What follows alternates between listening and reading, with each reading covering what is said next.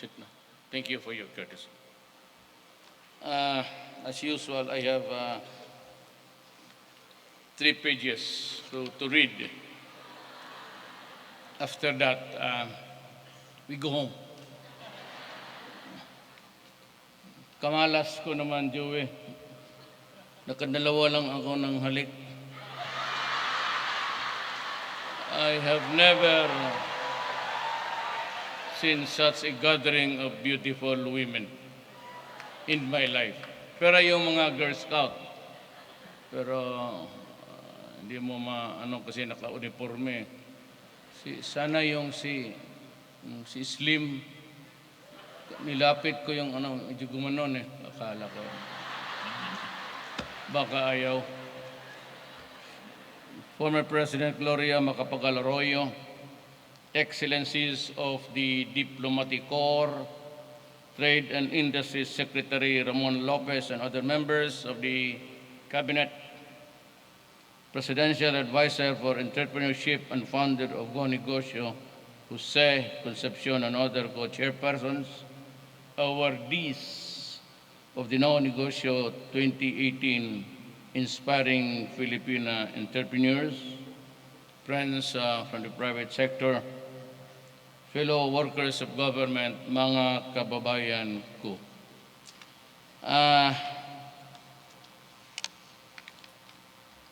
Okay man sana ito. I mean, this is a good speech. Very concise, very short.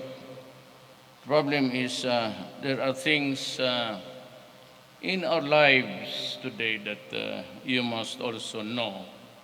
At least know. Hindi na kailangan maniwala kayo. First of all, we are improving the lives of the Filipinos. But there are so many forces that also is pulling us down. One is the law and order. They call it peace and order. And the other is just simply a country troubled, a ship of state sailing in rough waters. Ganon ho yung ating naabutan ngayon. At I don't know if God intended it by way of just a destiny. We never thought I'd never make it, actually, coming in from the cold as far as Mindanao, or whether I'm here for a purpose. But whatever it is, I am quite aware of what I should be doing. And if you remember most kindly, and even during the presidential debates and the campaign, I never promised anything at all. But I carried the most practical messages, and that was, I was an early, first one to finish any speech in any debate or crowds, because I limited myself to the crying needs of the moment at that time. And it was really, people are sick and tired of corruption.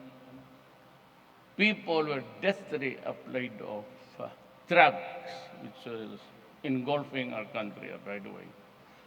And it was not only after I became president that you saw the whole picture of how bad it was, and then and now. Then I said, I will talk to the rebels, the enemies of the state. Maybe I can help. And so I started to talk with the communists, and at the same time, yung MIMNLF. Not discounting at that time the possibility of an ISIS coming in. Tapos that I would just allow the bright guys, yung mga bright, hindi naman kasi ako bright, but I know a lot of them. One is our DOF Finance Secretary, Carlos Domingos, because he was my childhood friend, neighbor, and He was a very consistent valedictorian. Since kindergarten kami, ako ang naiwan. Took me 7 years to finish high school. Kasi ako yung experimental boy sa K-12 noon. So, but then, I said, we have the best of men, all brilliant. Not really known to many, but they have a reputation for honesty and talent. Tugadi is a billionaire, if I may say so, and he was the valedictorian of our class in the law school, so it did not really surprise me that he would make good in life. And Aguirre, if he can improve his toupee and more shiny, he was a cum laude of our class. And the rest of them, actually, Lorenzana is a valedictorian. O ganon-ganon lang. But I surrounded myself with men whose average was almost 94. You know, I got the averaging. What pulled us down in the ratings sa cabinet was my own record because consistent ako. It's either 75 to 78, and that affected the total score. But you know what? The irony of it all, including si Mona Lopez, they're all so bright, so talented. And you know what? I'll share with you a secret. They all work for me. 75 lang po. So what I'm really trying is that it's destiny. I really believe in destiny. It was a long shot even in my dreams. So now, let's go to the basics. I'm stopping corruption. I've been firing left and right to people close to me, those who were with me when I was mayor of Davao City in 1988, and I costed alone for 23 years. They were with me when I was a congressman and a vice mayor, and early on in the presidency. But you know, I hope they understood it very clearly. This is the red light. Do not ever cross it. And I suppose that everyone understood what I was really conveying, simply because they were working for me for several years. And when I was in Davao, I would not say I was the most holy man. Ako yung pinakahuling sa lahat. Pinaghuhuli-huli, nahuli talaga. Kaya tuloy, dalawa na lang ang asawa ko kasi hindi mo naman pwedeng pinahuli na eh. Ano pa naman gusto mo? Meron kasi tayong, I told the cabinet na would we be so kind enough to just give the Filipino a respite of about 4 years remaining. Sabi ko, total, 4 na taon lang naman. Just bear with me. Avoid corruption, avoid wrongdoing, para naman makapaghinga ang Pilipino. So for you guys in the business, you can stop worrying about if you are there as an entrepreneur or using imported goods, or a component of your business would need imports. I gave you the one that's sitting there, General Apenia. He's a military man and he used to be my longest chief of staff, ang regional commander. I personally pick him up. Nakiusap ako kay President Arroyo noon that I would need a man of my own choosing to run the law and order of the city. Ngayon, he's there and I can assure you, He's fundamentally honest. Dulay, ah, kasama kami sa dormitoryo, sa YMCA, dyan yan lang sa tabi ng City Hall noon. If you, of the older generation, it used to be a YMCA dormitory. Andiyan kami lahat noon. Bebot Belio was the labor, was also a student from Isabela. Yasay, you know, when Yasay talks, you would hardly make out of what he's saying. And I just heard him this morning talking about those visas or those passports that was manufactured by Apple. And I said, oh, what the hell was wrong with that? Anak ng pastor kasi yan eh. Taga Davao yan. You know, pastors are very eloquent, sometimes articulate. Sa ano yan siya, sa protestante. This is very good. Fortunately, I could explain it to you, but it would take so many precious minutes. Just let me tell you that he was into this kind of, not really a mess, but situation, because he went to the States as a refugee during the Marcos time, because he was one of those hunted by the military for subversion. Aktivista yan eh. And so, I have a very good team. At mayroon kayo sa DTI. Talagang hinintay ko yun si Mon. I already had my cabinet filled up except for one, and DTI, because I was waiting for Ramon Lopez. Everybody told me that he's good, and if you can get him into the team, he would be better off dealing with the businessman. So, inintay ko siya, he was vacationing in the States with your third wife. Isa lang yan kanya. Kukunti lang kami yung mga tagdadalawa dyan.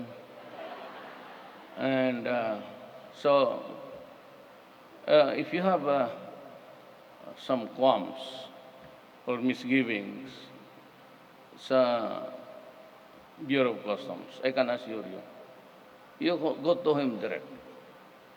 Or you can call me. Or you can call Mon, and you can call anybody, you can call Joy. And if it's a matter of graft and corruption, go to Malacanang, and I'll give you the space and time, and I would listen to you. That's what happened with those frigate style. You know, the losing or the winning bidder or the winning bid wanted to deliver. Negosyo yan eh. Who'd ever want to go into business na malugi ka? That's crazy. So just as I have enjoined everybody, sabi ko, dito pala si Merl. She used to be the regional DTI sa Davao. We knew quite well. See? Sabi ko sa inyo, kung meron kayong reklamo, either sa BIR, or is going for a shakedown or something, maghingi, all you have to just to say, look, stupid, I pay my taxes correctly. Do not. No. O sampalin mo. No, putang ina. Huwag mo akong...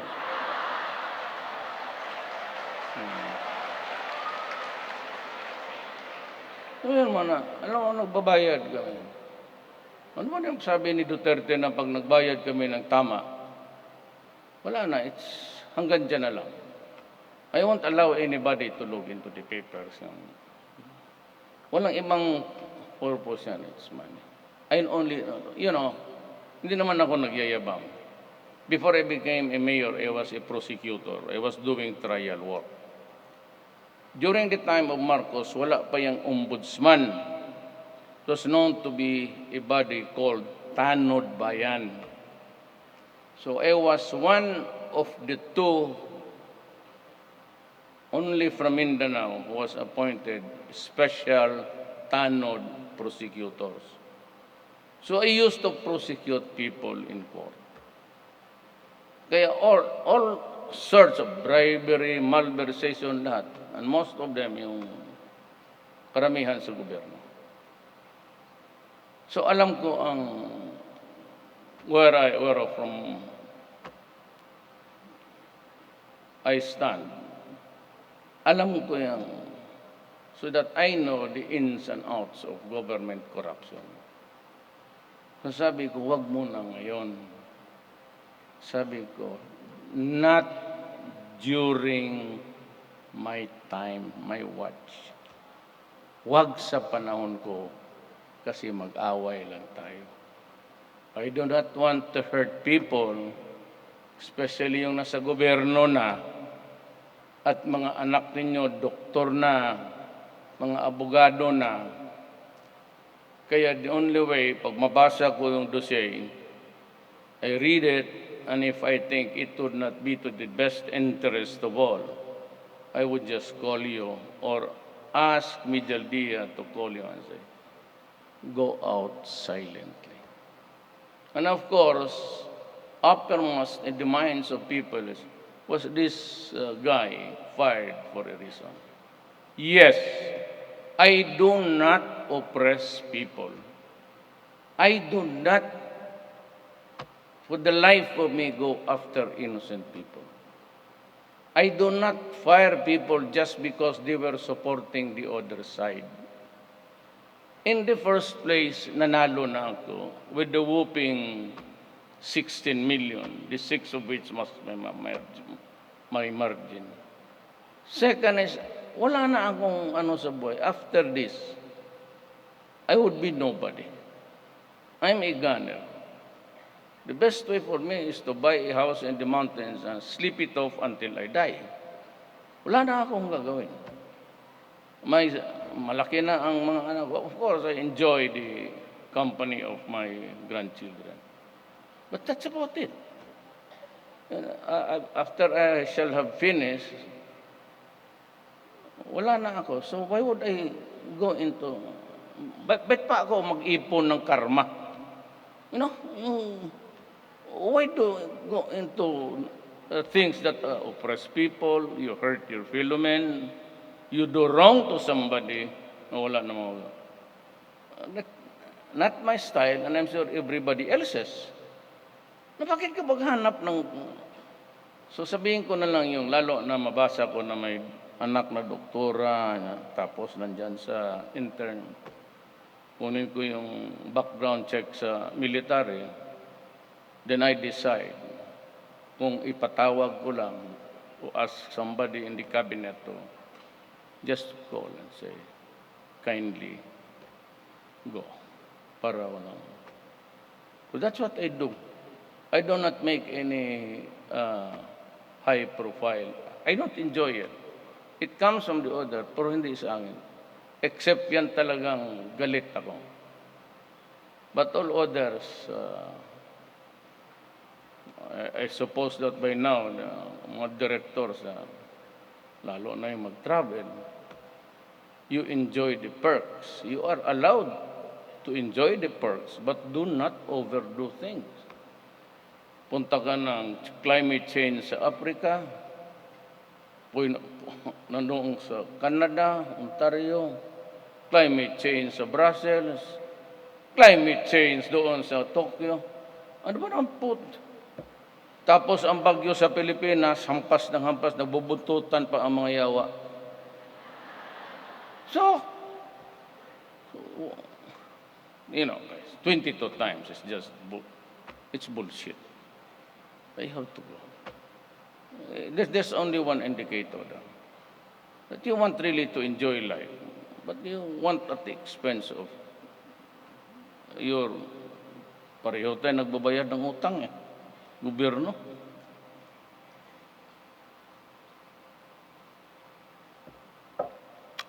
Graft and corruption. Let me say this before you once and no more. No transaction of government ever reaches on my table.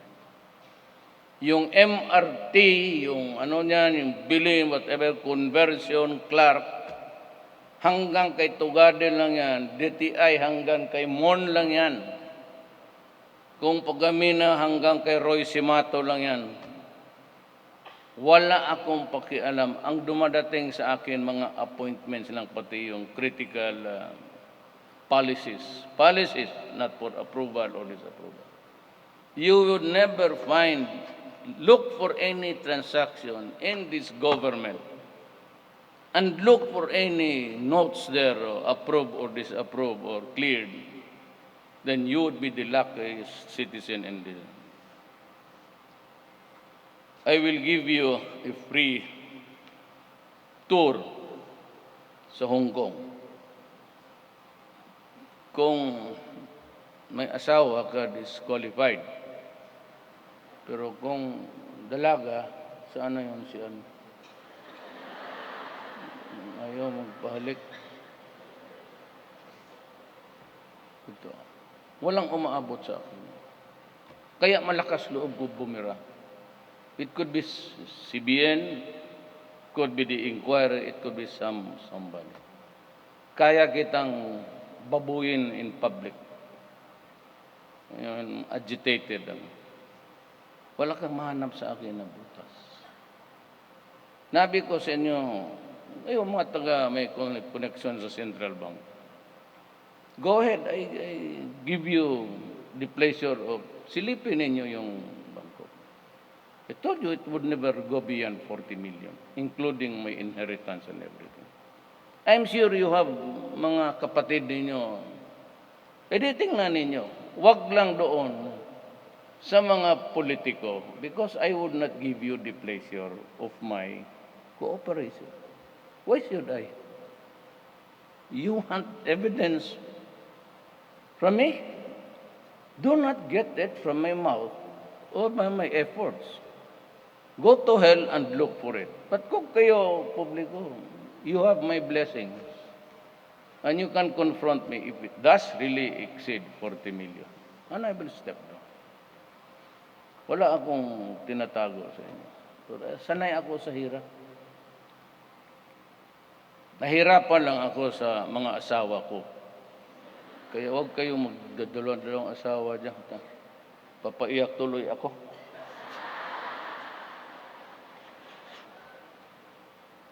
Because all my troubles, nandoon man sa ano.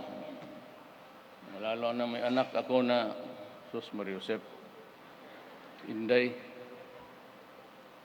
Bantay kay Inday, nambubugbog talaga. But, she's running the show very well.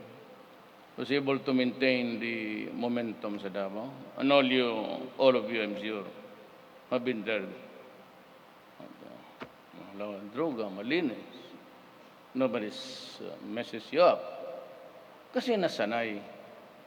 And it took me about 22 years to craft what Davao is today. Now, I am just lucky. I agree with you that dynasties are bad. But sometimes it can be for the better. Kasi kung hindi tumakbo yan si Inday actually, I would not be in front of you right now. Kasi I never wanted to leave Davao. Manghinayang ako. Most especially so that Davao is in Mindanao. And Mindanao is a troubled land. Now, I'm going to rumble on to the next. Yan druga. So, maniwala ang human rights o hindi, it is not by business to do their bindings. I have a duty to perform, and worse, I made it a solemn promise. So the war against drug will continue with or without the ICC, with or without the human rights, with or without the politicians. It will last until the last day of my term as president.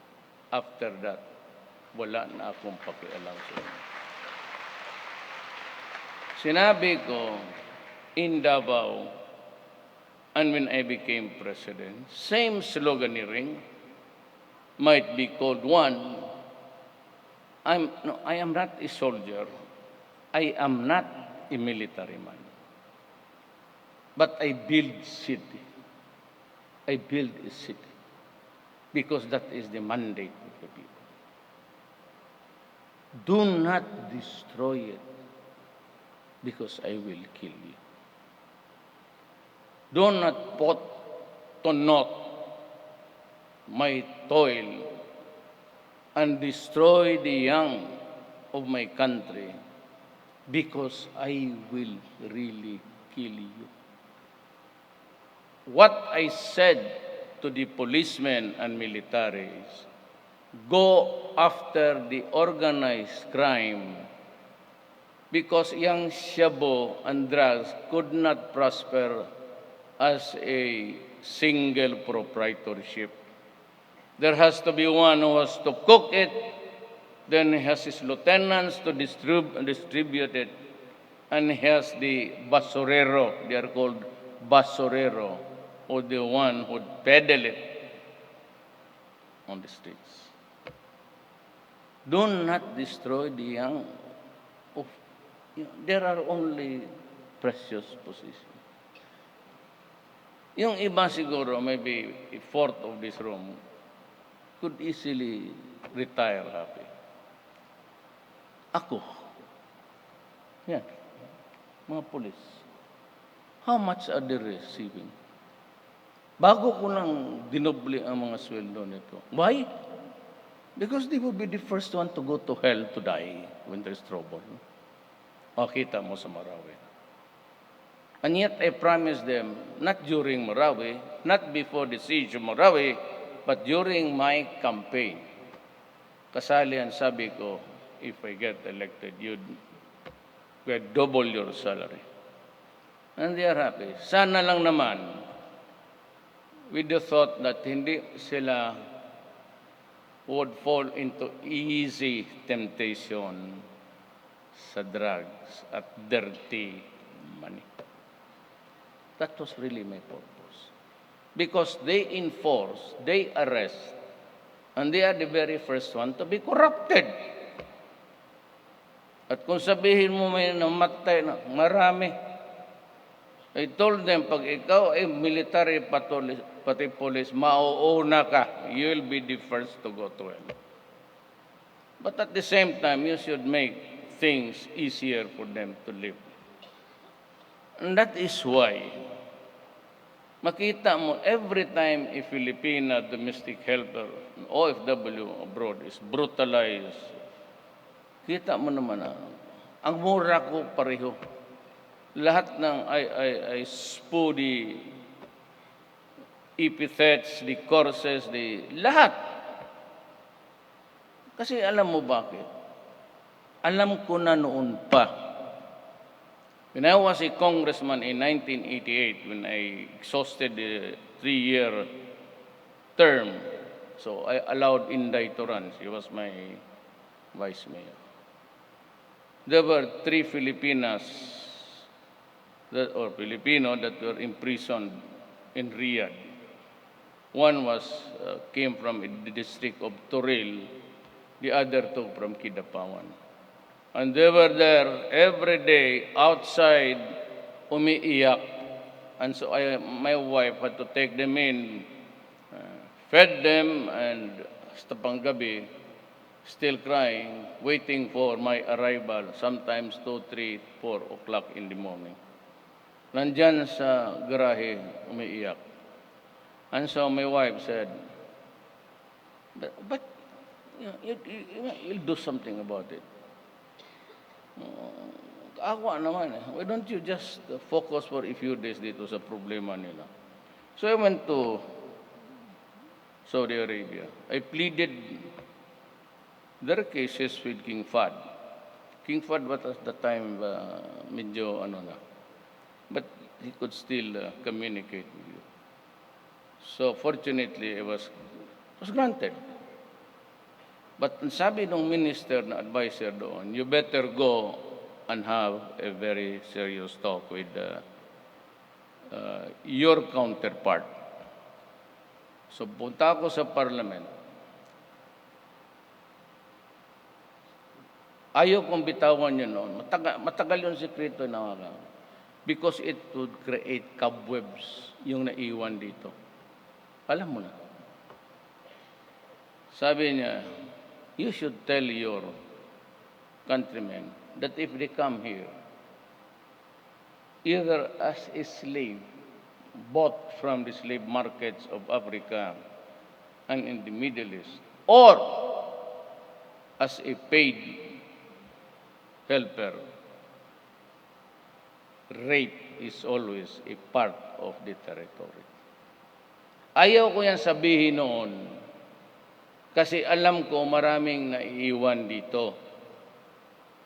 At kung naiwan, babae man o lalaki, worse pagkalalaki, marami nang iniisip yan. Ang pagbalik ng asawa niya, as is the psychology of, he would begin to hate and find dirty sa asawa. Ganon yan eh. Ganon yan. Even if it's not the fault of the woman, so powerless, creates a dirty mind, and sometimes, not all, some idiots would begin to hate the wife. Kaya dyan ako galit sa Durugisto. Sabi ng itong mga human rights, bakit ito si Duterte pinapatay niya ang mahirap? Of course not. Patay man sila lahat. Mayor, patay. Alam mo bakit? Shabu is a commodity for the poor. Yun lang kaya lang sa sisasitag 200 lang yan. At yung mga yan, didikitan nila yung bata na alam nila na may steady stipend or allowance, especially if they know na yung mga nanay pati tatay niyan, wala niyan. Yan ang talagang, they would rub it until bumigay yung bata. And usually, you know, when there's a family, you take away the wife, leave it with these children and father. This family becomes dysfunctional. If the father works outside and the mother works also outside of the Philippines, the family becomes totally dysfunctional. They are left with their nephews and nieces, lolo and lola, grandparents or relatives. And they grow to be most of them derelicts because nobody is there really to post discipline, at least values and everything. Kaya ako nasasaktan. You just, kung buksan mo yung puso ko, literally, umaapoy talaga. Putang inang mo yun. Do not do it. Kasi kami mahirap lang. Ito mga mahirap. How much do they get when they retire? Tell me. 700,000? Yung mga officer, 1 million. Ako, peg to the highest salary, President. Maybe 8, 7. You think it could last me a lifetime? I'm 72. I'm about 77, 76 when I get out.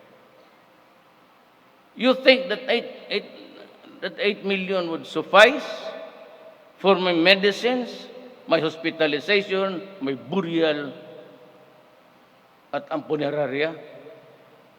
If I get to live for another 88 years, magkano lang hinihingi ng SSS ng mga matatanda? I could only give them, sabi ng actuarial, you cannot do that. This SSS thing will go bankrupt. So 1,000. Magkano ang medicine na ngayon ng hypertension, liver, diabetes, heart, kidney, dialysis? 2,000. 1,000. Ito, they retire at the age of 56. What do you think will happen to them? Now, if their children are hooked into drugs, who will now drag them along the rooms to feed them, to buy their antibiotics, to buy their own steroids and everything? Remember, we are not Norway or Sweden or Finland or Canada or Britain when you can get your medicines for free. Tayo mahirap na, wala pa ang libre. Not even a discounted.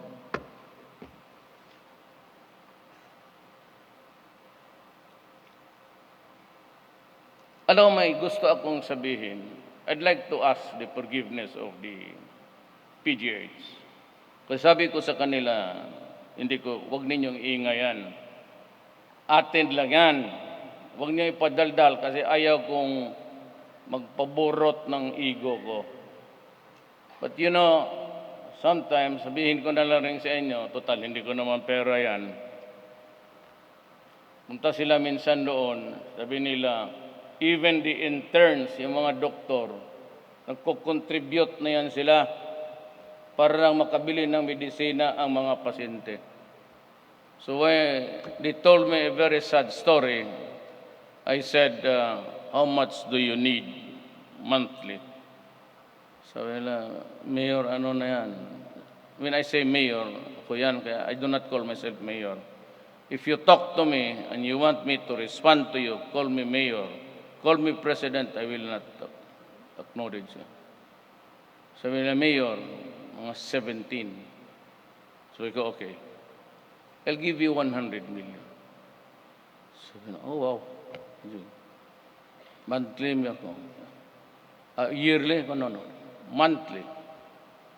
Nakita mo ngayon lahat ng tao nakapira dyan sa BGH. May pera eh. I'll give you monthly 100 million.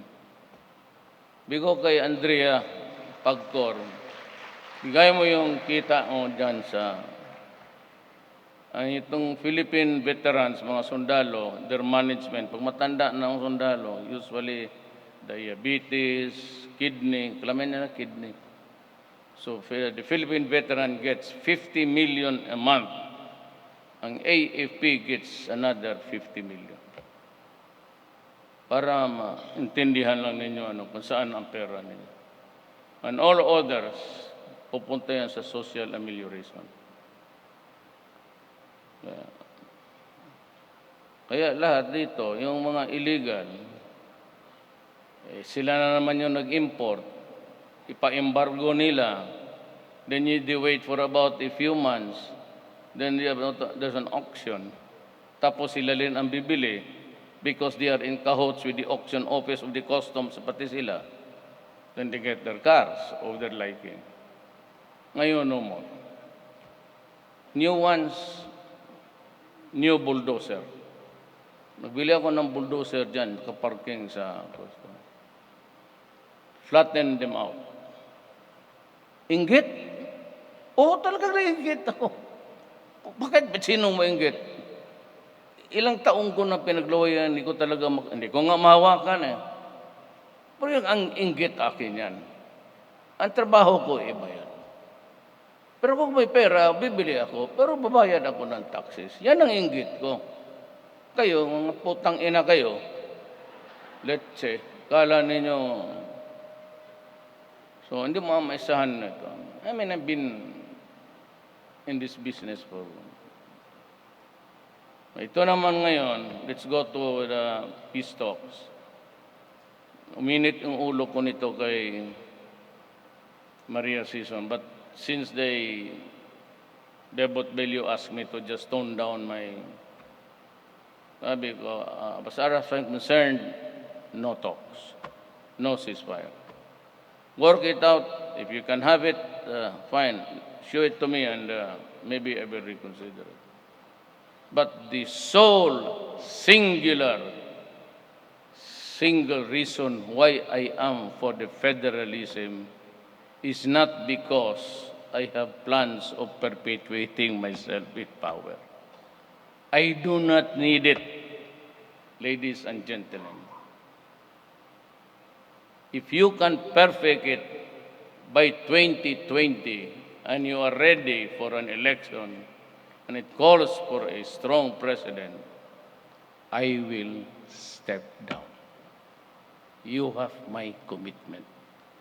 Otherwise, I'll finish the 22, but I will not stay there. Not even an excess of 1 hour. They are afraid. They are the soldiers of the Republic. I told them, do not owe your loyalty to me. I do not need it. You stick with the flag. That is your real master. And you think I'm drifting to a dictatorship, you have two things to do. Either kill me or oust me. Wala akong ambisyon magdiktador. Pagod na ako. Yan ang totoo.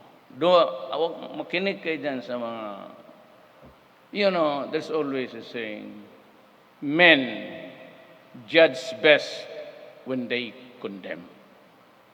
Makinig kayo dyan sa mga loko-loko na hindi naman makatanggap ng talo or just find faults to put me down. Ako, bahala kayo. Ayaw ninyo ako, mamili kayo ng iba. Puro like kayo. Bakit kayo magpatayan? Nagagwardya sundalo, tapos kalaban nyo sundalo. Hindi, kalukuhan mo. Para kayong buang. Oh, you call me. Sabi, no, then, I will call you. Wala ka dito. Sinong general? Ha? Dito, wala. Line up. Raise your right hands. I, General, state your name. Now take over by the virtue of a new junta. Sige. Bahala. Usapin niyo yung mga negosyante kung anong problema nila. Simple lang naman yan. Wala nang drama-drama pa niya. Para yung mga dito sa Okada. Okada ba yan? Yan. Putang ina. Lahat ng hold upper na wala akong masyadong problema sa army, military, armed forces. Itong mga pulis na gagong to, nandyan, lahat, hold upper, pag wala naman, mag-standby dyan, kidnapin nyo. Kaya pag makaharap kami sa yung buang na, gusto kong tumawa. But not all. Not all. Many of our countrymen, many of our policemen, and even more policemen and soldiers died in Marawi. Marami tayong sundalo na Moro, members of the PNP. So it is not true that it's really a question of tribe. It's a question of extremism which has arrived on our shores. ISIS remains to be a problem, and that is why I'm building a strong armed forces and a strong police. Yan na lang ang worry ko. It's going to be bloody, but I said just like Marawi, I hope they would not have to go into this kind of brutality and cruelty. Because my lola is also a Maranao. Nanay ko mestiza. Tatay ko Cebuano. And I can match your cruelty inch for inch. Sana wag mo yan. Sana pa abutin lang naman. But that's the only reason. Okay naman itong unitary type, presidential type of government. For all I care, tapos na ako. But I said, the one reason why, because pagkawala, there will be trouble in Mindanao. Magugulo talaga. Now, let me lecture again. Baka sinigyan na rin. Simply because, before the Spaniards came, Mindanao was already Islam by almost 90 to 100 years. So when the Spaniards came, they were the conquistadores, the colonials. For 400 years, on bended knees tayo sa kanila. And they forced the Roman Catholic religion. Huwag mong sabihin it was given to us on a golden platter. You read history. If you happen to go to Malaysia, you go to the archives. Doon mo malaman. And before that, itong Maranao, pati Maguindanao, itong Tausog, pati itong Maranao, there was also trouble before. Kaya kung iwanan ng gobyerno yan as it is, magpatayan yan. Sigurado ako. Siya mismo hindi makakaintindihan. You have to build something of an organization. You have to, hindi na tama yan. I heard one businessman say, itong development sa humanity could not be a product of rebellion or revolution. It has to be an evolution. Na ngayon, sabi ko kung iwanan mo yan sila dyan, sila yung magpatayan. Unless iwanan mo, then you build the institution. Yan, mabutit na punta rin ako dito pamalaman. So those are the promises that I have made. Simply, do not be a corrupt guy. Pay your taxes. Do not do under the table. You'd save a lot of trouble. Kasi pag nandyan na malinis, wala ka nang takot. Gusto mo ipakain mo yung papel doon sa kung sino yung mag-imbestiga. Open your mouth. Dulay would never allow it. Sa customs, yun lang naman unsensitive. Itong sa problema sa local governments, what we are passing the anti-red tape. Sa Davao ngayon, it's 2 hours ang business. Ngayon panahon ni Inday, they're only given 2 hours. Ako, 3 days. Dumating itong, hindi naman Pilipinong puro, Germano, tapon siya, ang tigas-tigas ngayon, 2 hours. Tapusin. Then I would be implementing all throughout the country. If there's already the law and the implementing rules is given to me, you can expect the same. So I'll make it as easily as it can be for you. Pero yung mga BR, that's a thing of the past. I said, kaya yung Koreano pumunta doon sa frigate hindi naman in order nila. I said, everybody kayong basta sabihin nyo, pakisabi lang kay Duterte, kay Mayo, this is a matter of graft and corruption. Then I will, baski gabi, if there's still time, kung bababa lang sa 12 o'clock, alas 11, sige, pasok. I will listen to you. Kung ayaw mo na, pahiramin kita sa baril mo. Pagbalik mo, barilin mo. Akong bahala.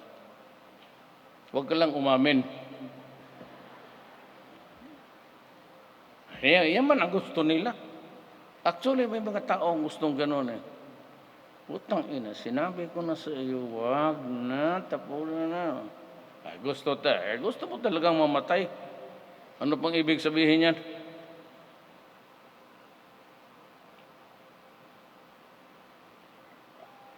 Meron siguro kayo merienda pagkatapos? Wala. Unahin ko lang tubig.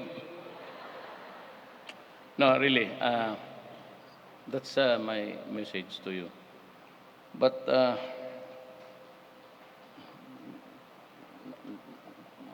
mahiya naman ako sa basahin na lang natin para walang fair is fair. It also talks about you. So I am glad to join the organizations, participants, and awardees of the Inspiring Filipina Entrepreneurship Awards which is part of this year's Go Negosyo 10th Filipina Entrepreneurship Summit.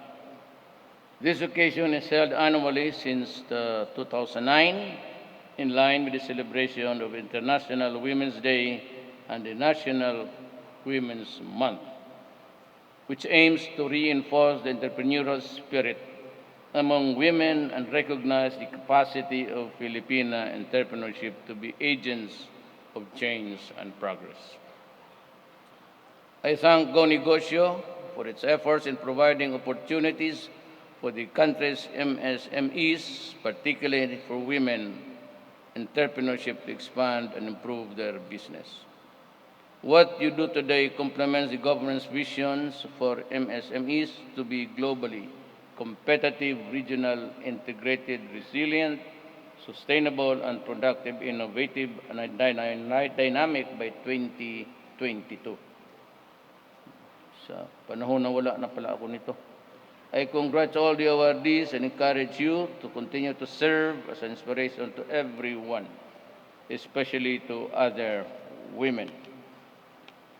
About 75% of the MSMEs being women-owned and accounting for more than 60% of jobs in the Philippines increases their competitiveness, provides economic benefit, and results in job creation.